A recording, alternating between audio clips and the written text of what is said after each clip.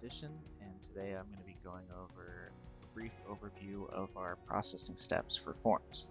Processing steps are the actions that occur after a form is successfully submitted. And for each form, you have the ability to customize these steps. So I'm going to go to an existing form.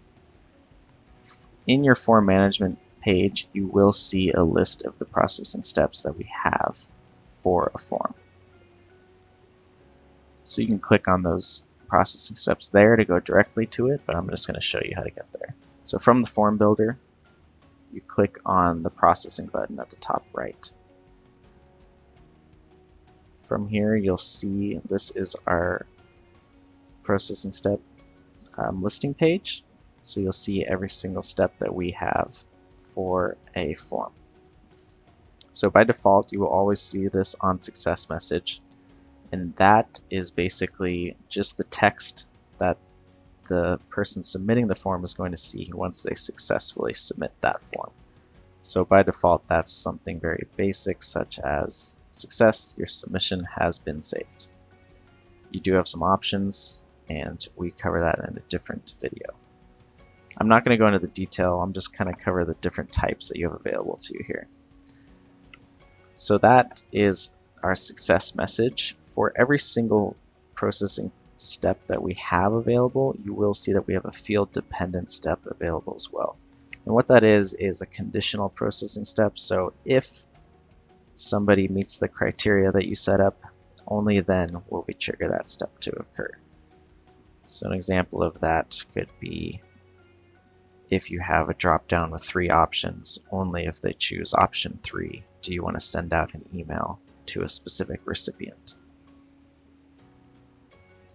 So continuing on with our different types, we have a default email, and all that's going to do is send the values that were inputted or selected in the form to the recipients that you select or enter.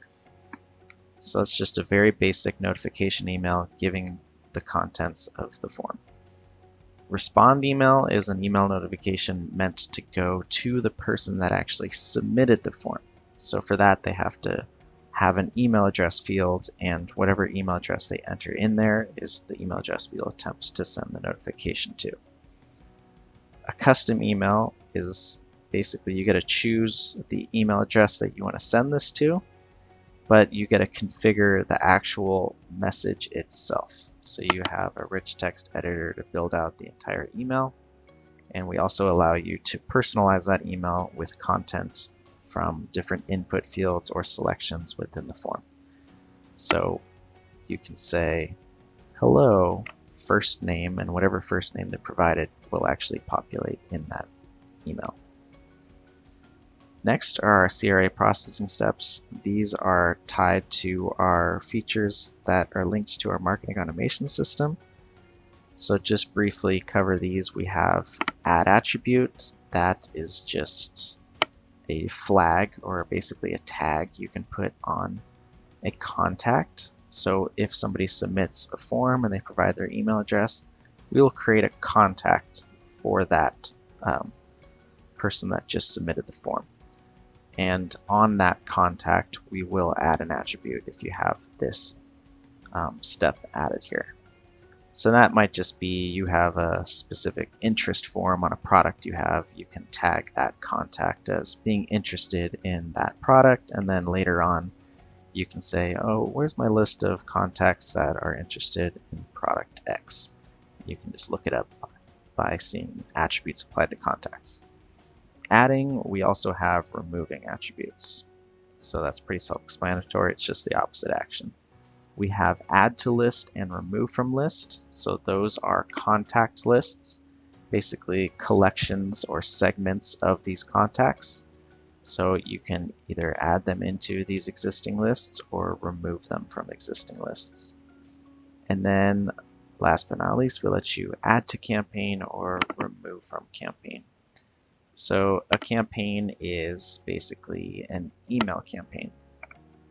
So if you want them to be entered into a campaign to receive a single email or a set of emails in a certain workflow, you can add them into that campaign, or if they happen to be an existing campaign, you can remove them from that campaign if they fill out your form.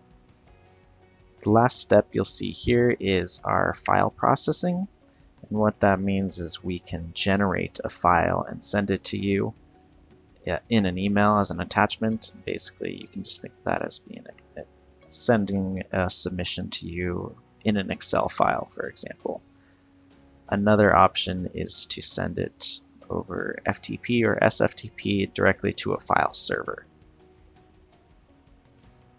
One option that you're only going to have if you have a gold or platinum plan, at the time of making this video at least, is that you will be able to see an API processing step. So what that's going to do is let you set up a custom API connection. You can say the API URL to call and how to interact with it.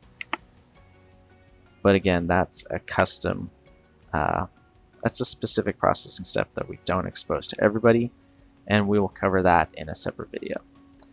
So I hope that gives you a brief rundown of the different processing steps that occur. One thing before I go, I do want to kind of show you is if you set all these different steps up to take place. So let's say I just have some of these. Not actually going to fill them out. But let's say I have these 3 processing steps. This success message will be shown to the person submitting the form. We'll also send out that default email to the recipients that you select, and then we will also add an attribute to the contact that we end up creating. So all of the different steps will occur here. The only time you'll see a list and they aren't necessarily going to occur is if you do the field-dependent conditional steps. So that's the brief overview of all the different types of processing steps that we have available. I hope that helps you out, and I hope you can utilize this feature a little bit more after kind of learning about these.